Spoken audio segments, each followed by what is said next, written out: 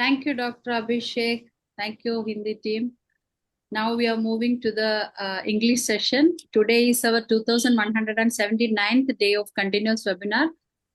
Welcome all the participants for today's webinar. Today's our guest is Dr. Josh Issac. There is no need of any introduction about Josh Issac. Before beginning the session, we will have a silent prayer. Good evening and welcome everyone.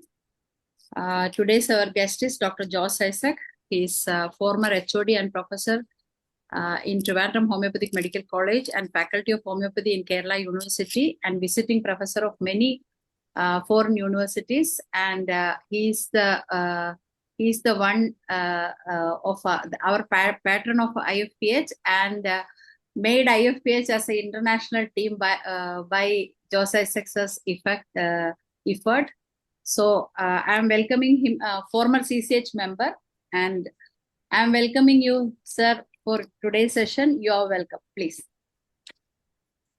Thank you, Dr. Ajini. See, our topic is how to observe a case during the homeopathic treatment or during the course of the homeopathic treatment. See, as all of you know, the selection of the remedy alone cannot cure a disease. Selection of the correct remedy alone cannot cure a disease. What we need is the selection of the correct medicine, then the correct potency, then the dose, and the fourth one is proper repetition. So these four elements are very, very important in curing a case. What is the importance of selecting the correct potency? Short clause says that is one of the most correct explanation. What he says is correct potency accelerates the cure. That means giving the correct potency can reduce the period of treatment.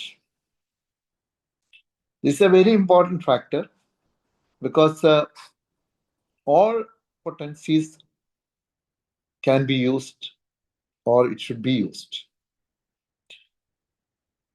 The most important thing is one should not have a prejudice towards any potency, whether it is mother tincture or 1x or 3x or 4x or 12x or 38 potency, 200 potency. Some people used to say that I am a high potency prescriber, I am a low potency prescriber. See, all these potencies are of use in homeopathic treatment. And potency selection, there are a few criteria, around 13 criteria are there, which is very clearly given in the Stuart Close book, The Genius of Homeopathy. Then comes the dose, that is the quantity of medicine that is to be administered at a time. At a time, one time, how much amount should be administered. Hahnemann has given clear direction that it is one pill weighing 1/200 of a grain. So these two things, there is no doubt about it, it's very clear. Then coming to this observation in acute disease and chronic disease are different. Because in homeopathy, treatment of acute diseases and chronic disease are also different. So the observation also is different. This is very clear because, even many of our remedies, like for example, Arastox 200. In an acute disease, you can repeat every 1 hour or 2 hours or 3 hours or 4 hours. But in a chronic disease, this Arastox 200 may work for 2 weeks, 3 weeks, like that. One single dose. So the potency, so that's why I said the acute disease treatment and chronic disease treatment are different. The potency selection, the dose, everything is different. Here what we are looking for is how to observe a case. There are many directions given by many of our authoritative authors. The first, of course, is by Dr. Hahnemann in the aphorism 253 to 255. In the aphorism number 253, what he says is, after giving a remedy, how to observe that case. Here, Hahnemann gives some directions. The first one is, if the patient is feeling good emotionally, that itself is an indication that the medicine is correct.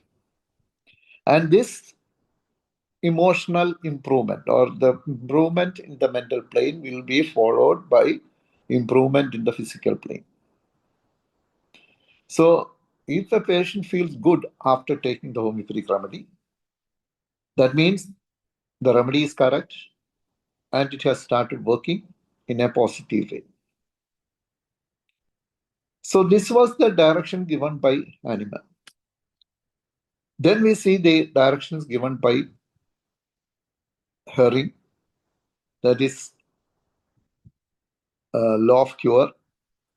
He gave us 4 different criteria for observation and loss of cure. Here Herring's law, which we usually say, is one of the most important things in the homeopathic practice. Many homeopathic doctors, we know their prescription is correct, but where they go wrong is in the selection of potency, dose, and repetition. I myself have seen many doctors or patients who are coming after the treatment with many other doctors come up with prescriptions which are where the selection of the medicine is correct, but they could not achieve a cure. It's mainly because how they observed. Because the patients always concentrate on the most distressing symptom, like pain or something, and they always want a relief for that. Unless and until they have the relief for that, or symptom which they concentrate upon, or which they think is important, they will never say that they are feeling better. So many patients after the first dose or second dose in a chronic disease treatment will come back and say, still I feel the same, because they have already decided that some symptoms are very important and they are concentrating only on that. Minor symptoms which got relief, they just forget. But there are very few patients who also say that now, after taking the medicine, some of the symptoms which I did not tell you disappeared. That also happens. But majority of the patients says, after taking the first dose or second dose, they say, oh, almost everything is remaining the same until it completely goes. So here, this kind of report, the doctor misunderstands and he may be forced to change the remedy. He may be thinking of changing the remedy. In my experience, I have seen 70% of the prescriptions by homeopathic doctors are correct, or selection of the medicine is correct. But they don't know what to do further, or how to observe it, and how to go further. This area is becoming one of the biggest problem in homeopathic treatment. So observation of a disease, there are a few factors which comes there. Like, coming back to Herring. Herring prescribed or came up with 4 laws of cure. These 4 laws of cure, we cannot say that all the 4 will be seen in one patient. We will see 1 or 2 maximum in one patient. But that is enough. Don't look for all the 4 symptoms. Look whether any one of these 4 symptoms helps or coming up.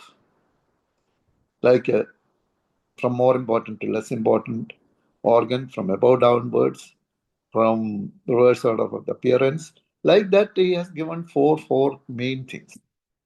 Then the next one is Kent's observations, 12 observations of Kent, which is given in the Kent's lectures.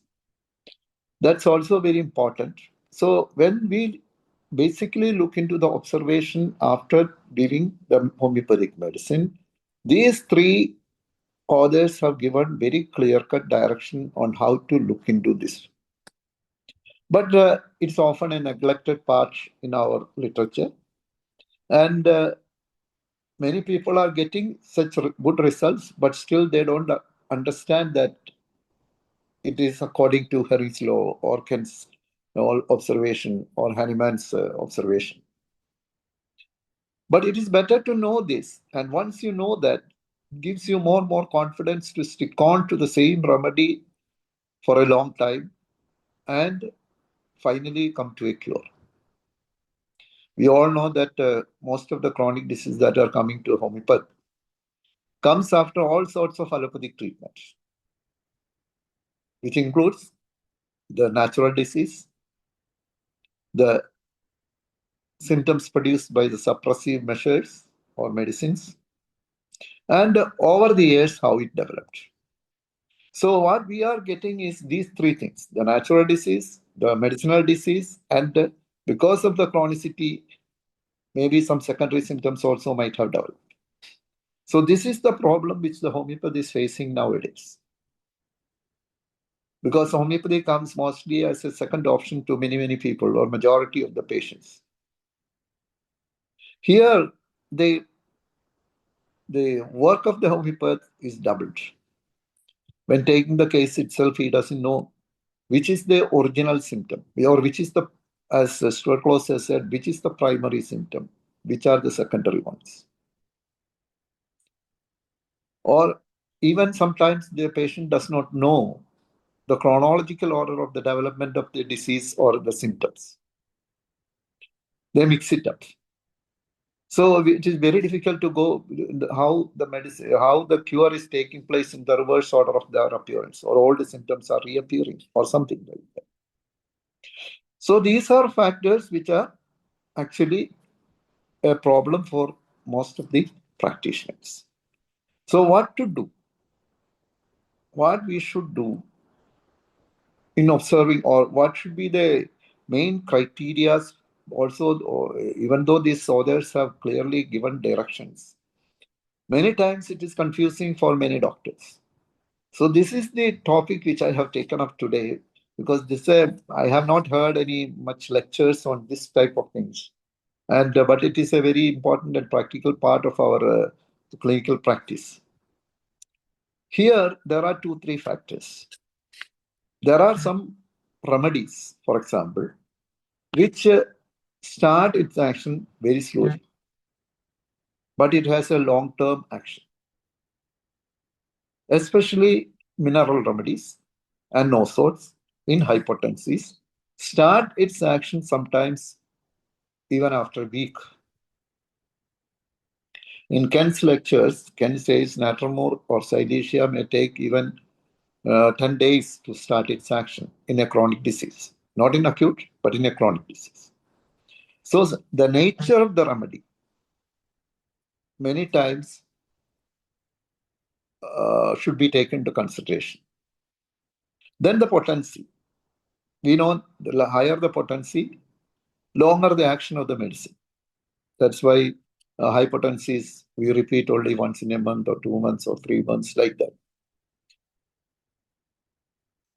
Then another important thing is certain diseases, we know, respond to our treatment very slowly.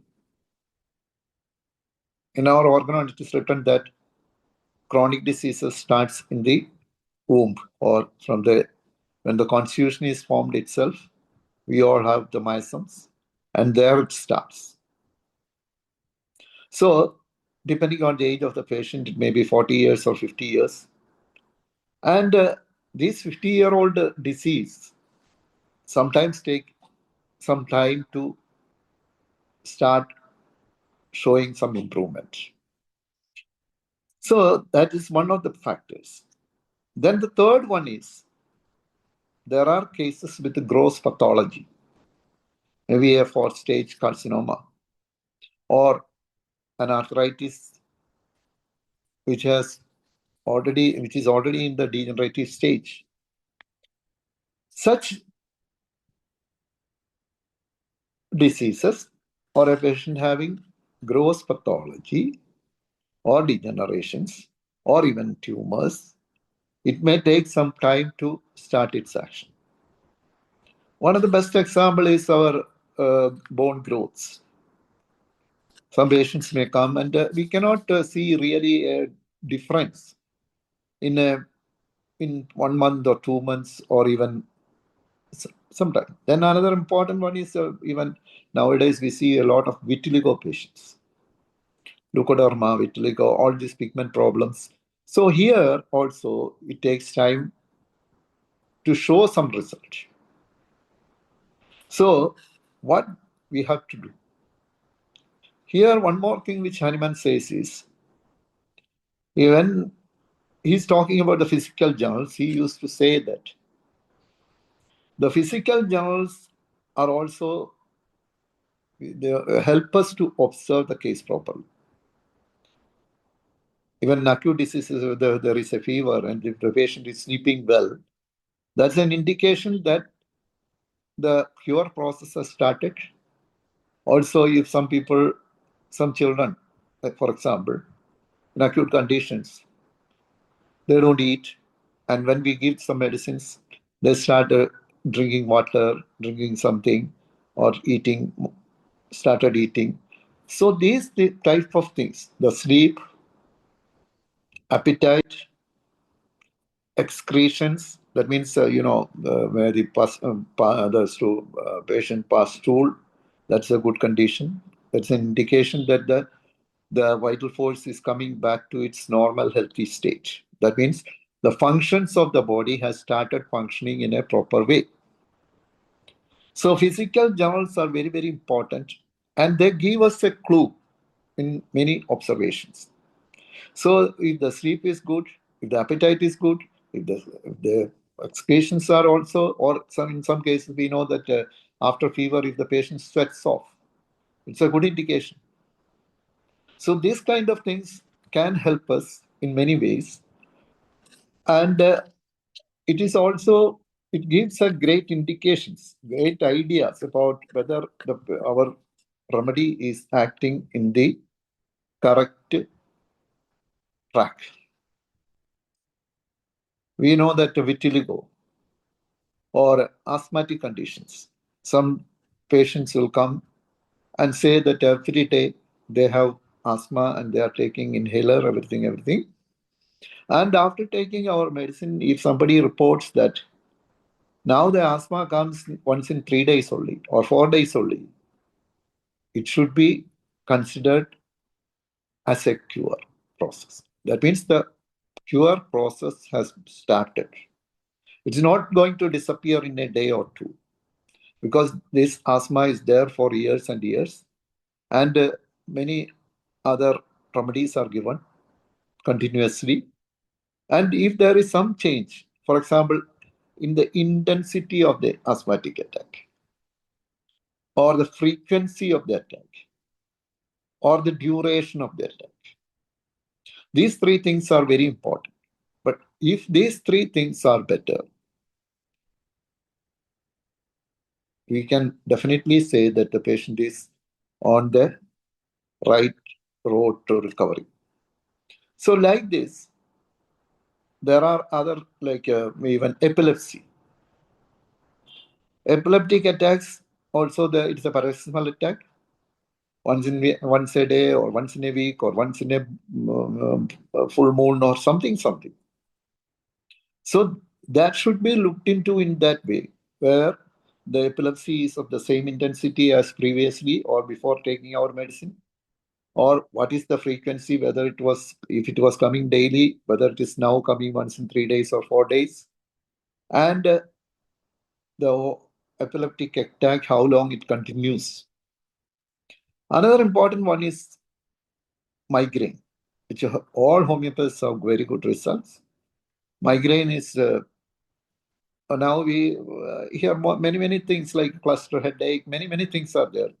But nobody knows the real cause of migraine many times. And patients are coming with a chronicity of 20 years, 30 years, sometimes 25 years, like that. Here also this intensity, frequency, and duration is very important. If it is coming down, that means the patient is on the road to recovery. Then allergies. Only if we see in allergies mainly in foreign countries, they say the blossoming period is the period in which the child or the person is getting allergies. So this allergy, we cannot say it is cured in a way until he got exposed again to that same blossoming period or something. Even food allergies. Nowadays, it is all increasing like anything. Autoimmune disorders are increasing and allergies are there. It's a problem throughout the world. And people come after many investigations and very clearly says that food allergy, such things. So this food allergy, the best remedies for food allergy is Nexomica and Lycopodium. These are the two best remedies. Mainly Nexomica, and Lycopodium comes as complementary. Or if the patient has, allergies from shellfish, it is Lycopodium. So food allergies, the main, and the same way, the main remedies are Nexomica, Lycopodium. Whereas respiratory allergies respond very well to arsenic album, arsenic iodide, Cyretia, sulfur, like that. But arsenic alb and arsenic iodide stands or covers majority of such cases. Likewise, another important thing which our authorities says is, if new symptoms are developing after taking our medicine, that means a symptom which was not there before, or even if it is a long forgotten symptom, if it is not there before, that means if no new symptoms are appearing, your medicines are, and the old symptoms are getting better, your medicine is working. Another thing which we have to keep in mind is, a person may be coming with one symptom which is 25 years, which has a chronicity of 25 years, another with a chronicity of 20 years, another with a chronicity of 15 years, another with a chronicity of 5 years. You cannot expect any change in all these four in the very beginning itself. The last one may respond first, because that is the predominant one, as the predominant one, and it represents the predominant mice. As Ken says, symptom call for the remedy. That means the nature itself has a mechanism to show us, to tell us what should be given importance. So the most predominant symptom, and the this most predominant symptom is a reflection of the most predominant miasm. So there it should start. So the symptom or disease which has less chronicity or the least chronicity responds first, and later the others. So this way we have to take into consideration all these things. Another important thing is the main symptom and its underlying miasm. So these are also very important. Then we know there are certain remedies. In our Materia Medica also it is written, well-selected remedies fail to act. When well-selected remedies fail to act, give sulfur or tuberculum, like that. Here we have to remember the intercurrent remedies, which are used when the susceptibility of a patient is exhausted for a particular medicine. These intercurrent remedies actually come when the susceptibility is too low or too high. This part is explained by Stuart Close, and it is mainly, it's a very important thing because it depends on age also. Sometimes when we start the treatment of a very old person, a carbovage first dose will help us to bring his susceptibility back, and also it helps later to go to the correct remedy, or the body will start showing the symptoms. Some people with no susceptibility, or they don't have any symptom. Some people ask this question, if the patient have no symptom, but still feeling very bad. Symptom means, there are 4 components for a symptom: sensation, location, modality, concomitants. If we get the modalities clearly, many times we prescribe on the sensations if it is there. But the problem with the sensation is that many patients does not know how to express the sensations properly. Even the doctors also doesn't know how to, we don't know even all the sensations in a way. In our cancer repertory under chapter extremities, we can see around 52 types of sensations. 52 types of pain alone.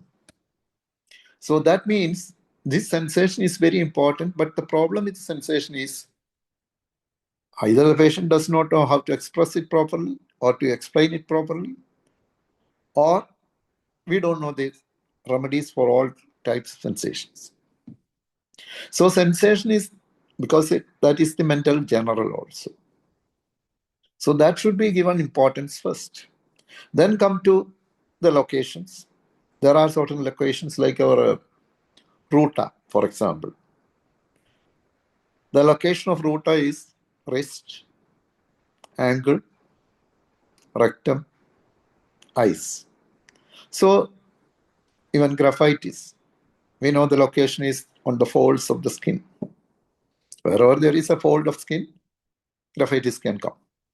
So like that, this location. Then comes the modalities. In modalities, we have to, in the repertory and all, we can see, starting with the air, cold, warm, like that, it starts and finally end up with alternating symptoms and everything. So these modalities also sometimes help us to arrive at the right remedy. Here, the question is, in some cases, patients does not have or does not know the clear modality, especially patients who are coming after continuous allopathic treatment. The modalities might have been suppressed. Many skin disease patients like psoriasis, lichen planus, eczema, etc. These patients are using some kind of ointments, steroid ointments or something for years and years, and were suppressing it for a long years. So the original modalities are missing in it. Original modalities we may not get at all. Sometimes if you are lucky, some patients may say in the beginning it was like this. It was like that. That beginning symptoms are more important. When we read Stuart Close, what he says is the primary symptoms of a disease are very important, not the secondary ones.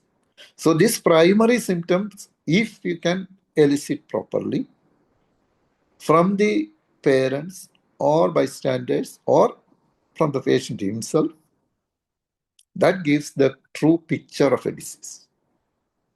After that, what happened is these primary symptoms grew over the years, or when suppressed, secondaries developed, and finally we see a mixture of all these things. So primary symptoms are very important, and intercurrent remedies one should know. There are remedies which enhance the susceptibility.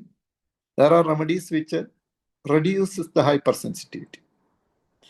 The main problem for us is of people who have used steroids or continuous use of some remedies, finally come to a stage where there is less susceptibility or susceptibility is lost.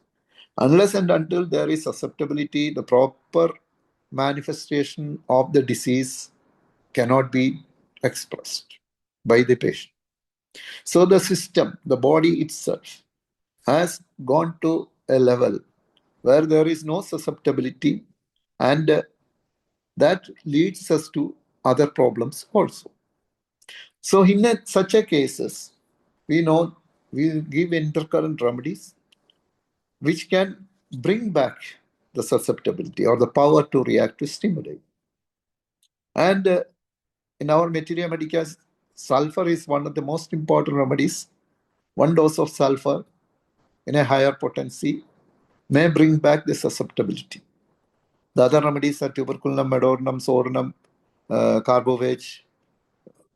Like that, there are a few remedies. The list is given by Stuart Close in his book.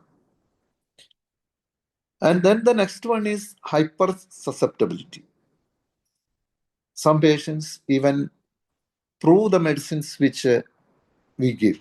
They start telling us that these are these things I felt after taking your medicine, which we see in the materia medica, exactly like in the materia medica. So it is idiosyncratic people, and they start telling us the symptoms of the remedy. That means they are over susceptible or sensitive to that remedy, and that's the reason why they are reacting like that. So here what we need to do is to bring down this hypersensitivity by giving an exomica or an ignatia or some remedies which are more, hyper in a way. So such things can help bringing down the hypersusceptibility. So when somebody is showing a hypersensitivity after giving the medicine, especially in the emotional plane, you have to observe that this patient is idiosyncratic to that remedy, or this patient have higher sensitivity or susceptibility. So this observation will help us to give a remedy, an intercurrent remedy, to bring back or to bring the susceptibility to a normal level so that the homeopathic medicines can act properly. Since we are giving it in minute doses, this is an important part of it, the part of treatment. So these are the things which we have to observe.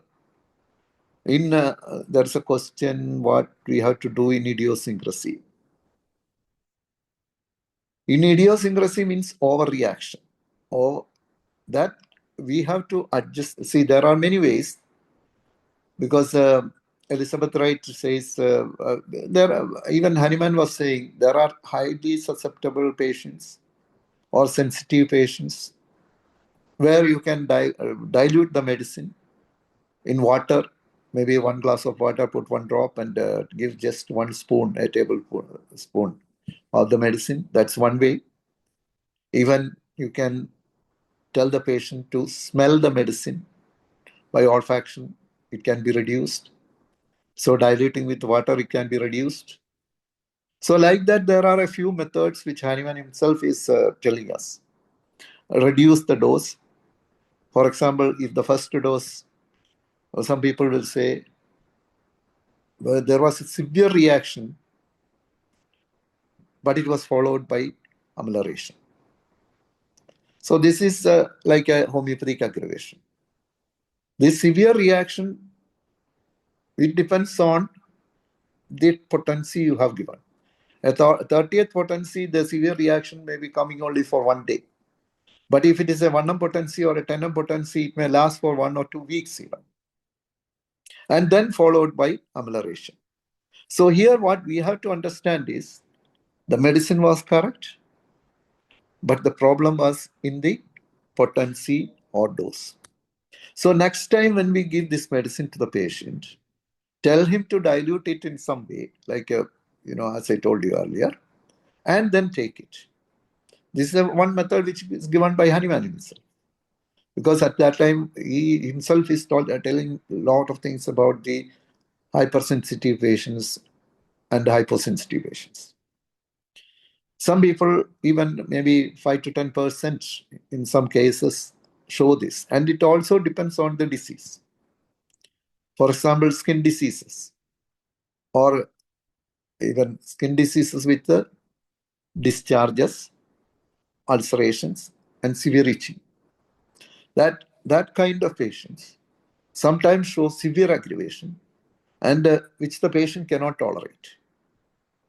So here it is better to start with, as Kent has said, it's better to start with a lower potency to avoid, and in a diluted dose. If some patients who are hypersensitive are telling you that there is severe aggravation after taking the medicine, and it was followed by amelioration, then next time you dilute it and take it. That these things we cannot say in the very beginning. After giving one dose of our indicated medicine, we will be able to assess whether this patient is hypersensitive or hyposensitive. So this kind of observations will help us to give a better, better relief to the patient in a very short time. And many times, this is the area where the homeopaths fail. So this part, one should give enough importance to these observations, how to observe a case after giving a particular medicine in a particular potency. Also, this observation you can use in repetition also. Because if the relieved symptoms are coming back, or symptoms which was ameliorated is coming back, that means it is time to repeat. So this is the basic thing about repetition. But it is not always possible, because the patient may be away from you 400 or 500 kilometers, and you cannot observe every dose. So we come to certain conclusions, so that some people, even if you can tell them, if it comes back, only take it. You keep this with you, the second dose or the third dose. So these type of observations are very important, because why I am emphasizing on this observation is, this is one of the major causes of failure for homeopathic doctors. This is one area. In my opinion, we have to identify the areas where we go wrong. At least next time we will not repeat it. Or it is all, every part, the practical part of homeopathy. Many times people ask the question, what medicine you gave? The other things are also very important, like the potency given, the dose given, and how repeated. Because in chronic disease, what Hahnemann has said is, we need several anti-psoric, which can be anti-miasmatic, medicines in succession to cure a chronic disease. It's very clearly given. So this is a long process. A patient who have this problem for 40 years or 50 years may need 1 or 2 years to get a complete cure. Many patients may compare or just tell us, allopathy was faster, homeopathy was slower, like that. It is not true. Any chronic disease you mention, whether it is blood pressure, whether it is cholesterol, high cholesterol, diabetes, thyroid problem, allergies, they have to take lifelong medication. But whereas in homeopathy, maximum they need is 2 years, maybe 6 months to 2 years. You can cure a disease. So this is very, very important. But at the same time, initial relief is one of the most important things to stick on to a doctor. There, in Ken's lectures, in one part, Ken says, give a 30 potency. To begin with, that is the safest potency. Because I was looking for this statement for a long time, and one time I found that it is written in the Ken's philosophy, that 30th potency he suggests. So it's Ken's opinion, So that's a very important thing, because some people, I told you in the beginning, there are high potency prescribable low potency. It's nothing like that. Every potency is needed. If you are a good practitioner, every potency is important for you. The only thing is which potency is good for this particular condition, for its susceptibility of the patient, everything. That you must know. So I'm not continue. See, it's already the time for discussion. So Dr. Ajini can ask. Anybody has questions, we can answer. Thank you, sir. If anyone have any questions, please ask your questions. Dr. Beatrix has already raised her hand. Yes, thank you, Dr. Jaws, for the very interesting and very logic explanation. And I feel you are totally right. We find a good remedy, and then in the course of treatment, there come the difficulties. And I remember very well one of my first patients 30 years ago.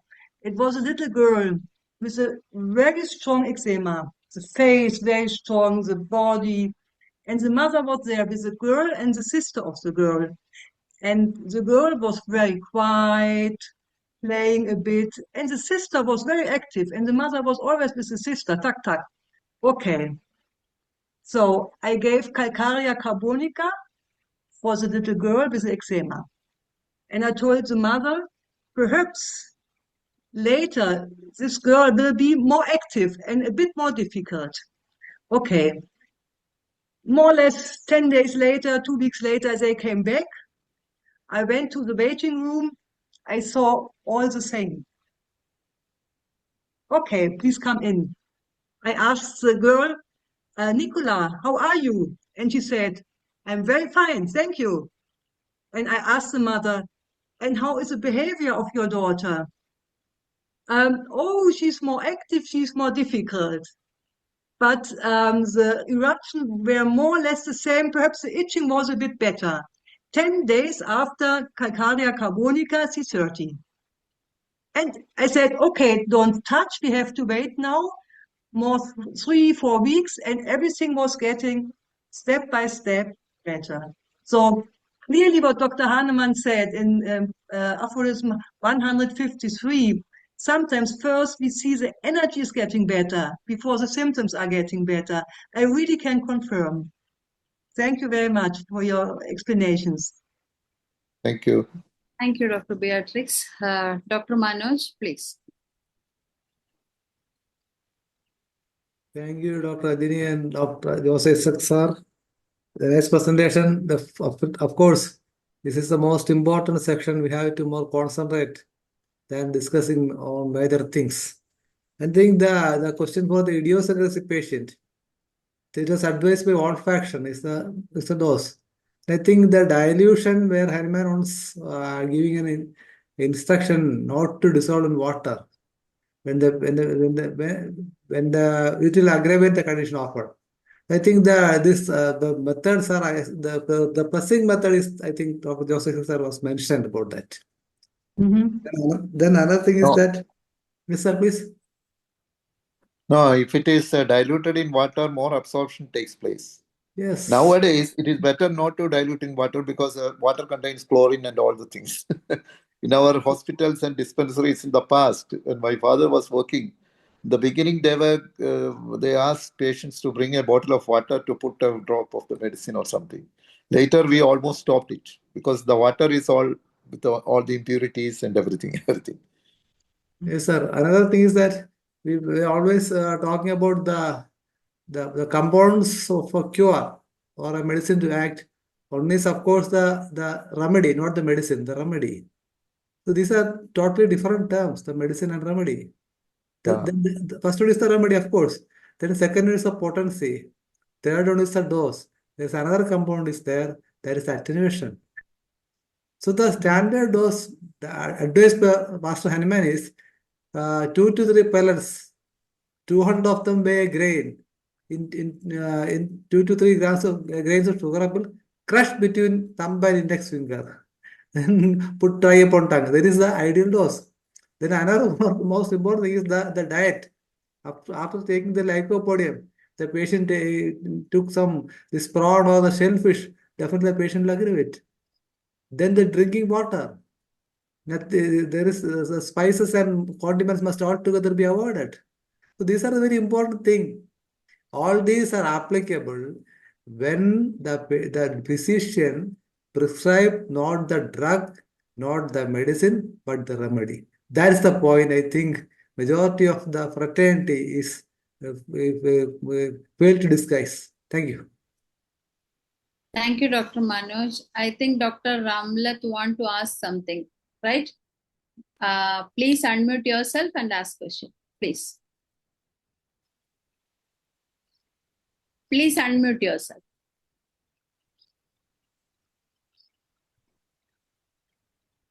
Doctor? ഇല്ല ഞാൻ ഇപ്പൊ just കേറിയതാ അപ്പൊ യാദൃശ്യമായിട്ട് സംഭവിച്ചതാ ഞാൻ അറിഞ്ഞിട്ടില്ല. Okay then. Anyone else have any question? Means you can come forward and okay. Yes. Okay. Beatrice, you can. Yes. I also would like to point out your attention to another circumstance. If we have, let's say, if we have a little girl with that eczema and you give C30, we really have to wait 4 weeks, like Dr. Kent was explaining. And when I was having my groups with my colleagues in Germany, very often they started with the right remedy and with a C30, not quite often. It's getting better. First, it's getting more or less better, but after 1 week, after 10 days, we can have a certain period of 2-3 days of an aggravation, so-called aggravation. So the body is working in that moment. So my colleagues in their quick consultation said, "Oh, it was better, it's worse again." We repeat. And this was spoiling the case. I really had to explain often and often and often, and I really can confirm that observation by Dr. Kent. And with the C200, we have to wait 4 or 6 weeks in the chronic cases, and can have these periods of certain aggravation with the C200 with 10 days, 2 weeks, 2 weeks and a half. And I always, when I give the remedy to my patients, I explain before. I say, now you have to wait after C200, you have to wait 6 weeks. If there are movements and you are worried, phone me. But this will be natural if the whole way is getting better. Okay, a long explanation, sorry.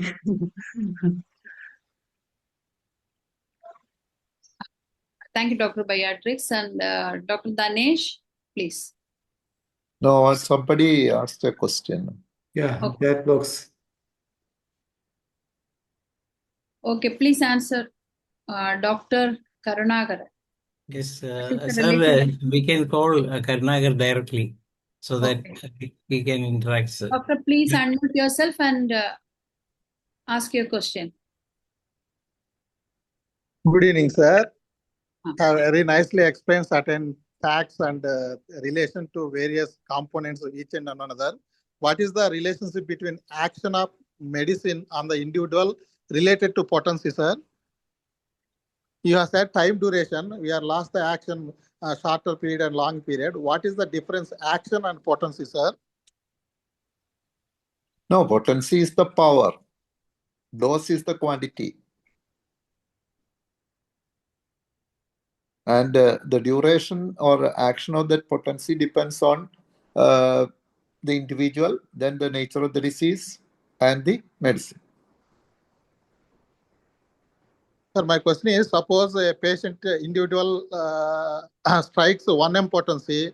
Suppose you have to give 200 potency. What happens? No, already, 1000 potency means it is much above the 200, which will cover even the 200 also. So there is no logic in giving 200 after giving a 1 m potency. But if you want to go down, you can give another remedy, then come back. No, I think is it clear, Doctor? Dr. Karnagar, Yeah, ma'am. is it clear? Yeah, sir, one more doubt, sir. Suppose we have to give miasmatic remedy, we have good response with one particular remedy. After miasmatic remedy, what we can do in the suppose we are giving another remedy middle of that. Suppose they want to repeat the same remedy again, which potency mean whatever the potency which was used earlier, the same thing we have to repeat or come again from the beginning onwards, sir? No, Ken says in a chronic disease, you can repeat same potency for 2 times. After that, go to the next potency, higher potency. Yeah, suppose you have used some middle of that another remedy, again the same set of symptomatology is there. You have to repeat which potency, sir? No, it is like this. If there is an improvement with one potency, continue it as long as there is improvement. But if you think that the improvement stopped, you can go to the next higher potency. So how long we have to wait? That is your question, right? No, ma'am, no, ma'am. Suppose now econite is indicated, we have to give up to some extent econite 1M. Suddenly middle of another group of totality appear, belladonna we have to give interveniently. Again, come to the back, suppose it happened in chronic cases, there is a econite totality is there. Earlier we have to use 1M. Now what we have to use, either 1M potency is used as a starting potency, or from the 30 onwards we have to come. The same remedy supposed to repeat in that same case.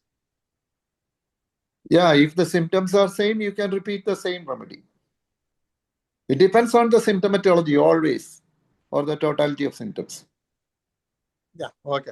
Thank you, sir. Thank you, sir. Thank you, Dr. Karnagaran. And Dr. Danish, Dr. Sheila has raised hand. Yes, sir. Sir, it was really a very good session, and I would like to ask a question.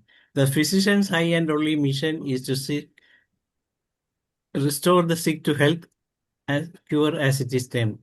But the recent order from the National Homeopathy Council say that nobody can claim that cure has happened, but it is contradicted to the philosophy of the first aphorism itself. So what we'll have to do, whether it is a wrong thing as far as homeopathy is concerned.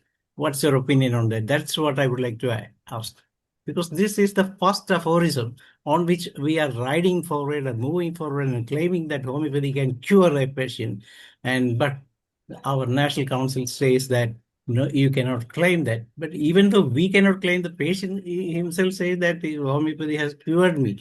He has for example, there was a polyp which is very high, disturbing the patient for a long time. Have undertaken so many surgeries, but after taking the homeopathic medicine, it was gone completely, and he never the same thing never happened in the life of the patient. So why can't us claim that homeopathy has cured the case? This is the question I would like to ask, because you are a person.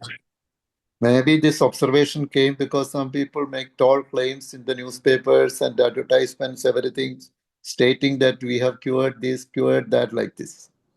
Maybe in medical ethics, it is not allowed. Maybe that is the reason. But cure is taking place, not Yes. in every person. And we cannot say, for example, asthma. In 100 people, if 100 people have asthma, 100 different types of asthma. It is all individualistic. So this type of claims by doctors and even pharmacies are the problem. So when you say cure, it is a different thing. So this claiming and advertising in that way is the problem. Thank you, Dr. Danish. Thank you. Now, Dr. Sheila. Yes, ma'am. Good evening, sir. I have a question, sir. With regards to this 50 millisimal potency, can we use it daily, or just like the other potencies, we can wait for some time and then repeat it, sir? No, this was actually, I don't know exactly, because it came in the 6th edition. And this 6th edition is kept in the in San Francisco University. And I went and saw that, and I have doubts about the handwriting. There, that the 5th edition, he has put some small papers over the top of that and wrote. The handwriting is different, but okay, whatever may be that. What they claim is that this highly diluted ones can be repeated often than the other CM potency or decimal or centesimal potency. This is what they claim. But at the same time, finally, you have to go to the other potency, like a 30 or something.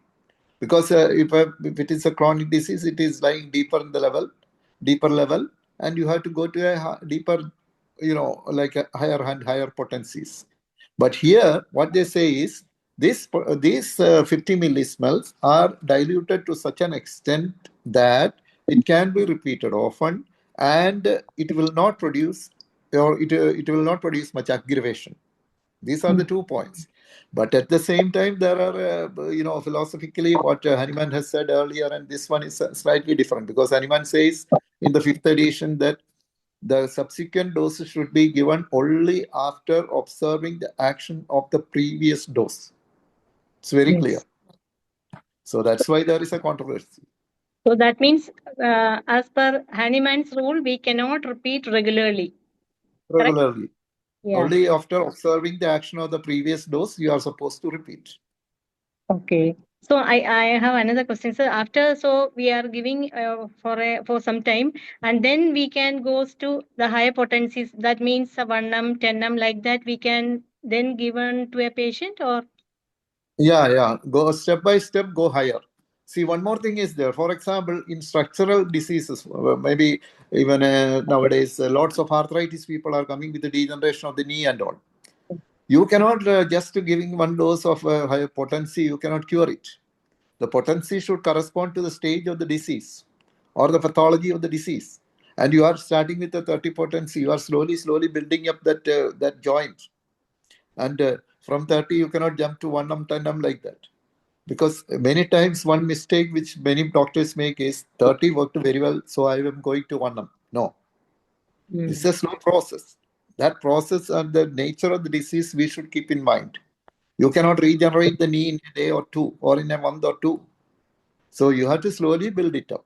So there, continue with the 30 until the response to the 30 finishes. Then go to 200, then repeat slowly, and until the 200 action is finished or exhausted, go to 1M. So there is a rule, there is a law, there is a way to go through this thing slowly. See, but if it is, for example, an emotional problem where you are giving Natramo 200, it worked very well, then maybe you can jump to a 1M. You understood? So there are in functional diseases, we can go faster. Whereas in structural diseases, we have to go slower. Because in structural diseases, what homeopathic medicine wants to do is to rebuild that area or reconstruct in a way, which takes more time. But whereas functional diseases, the thing is no structural change, only functional disturbance. The other one, in structural changes, there is both functional and structural problem. Okay, sir. Thank you so much, sir. Thank you. Thank you, Dr. Sheila. Dr. Manoj, please. Yes. Regarding the question raised by Dr. Tanesh, last day there was a talk in the Malayalam session on pharmacovigilance, where according to the rule, there is a write-up that is always considered by the court, which diseases are curable, which diseases are not curable. In fact, it was given by the allopathy doctors. So that's the point Dr. Tanesh raising. So it's a high time to respond to accordingly, and you have to then NCH must NCH CCRH must respond, and they must approach the government to make some modifications. That's the most important thing, sir. Every system it is different curability. Yes, but that was not approved there. The court examines only this book. Based upon this book, it was written these diseases are not curable. So if anybody is claiming if they cure the disease, then there will be legal action to be taken. That's the problem, sir. That's the problem. Yes, we need to file a complaint in that way. So we will have to take the information to the court, and then The we parameters for each system are different. You cannot standardize it. Every system has its own individuality that we have to accept. Yes, that's the exact reason. So we will have to first request our National Council of Homeopathy to give a specification to the Supreme Court, so that Supreme Court will give necessary action for the same. Yes. Yes. One comment, some years ago, I did write an article for our General Organization of Homeopathy in Germany with the title, Neurodermatitis is Curable. And many patients responded to that title, and there was a discussion, and but it was not a problem here in our country. And I'm sure I have the experience, it is curable. Curable. Yes. Curable and Curable. yeah. Curable. Next person coming.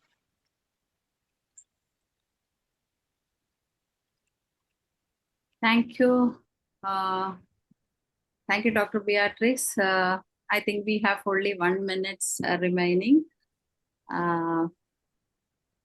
Dr. Ram Parvesha sir want to say something. We have only 1 minute. You can talk, please.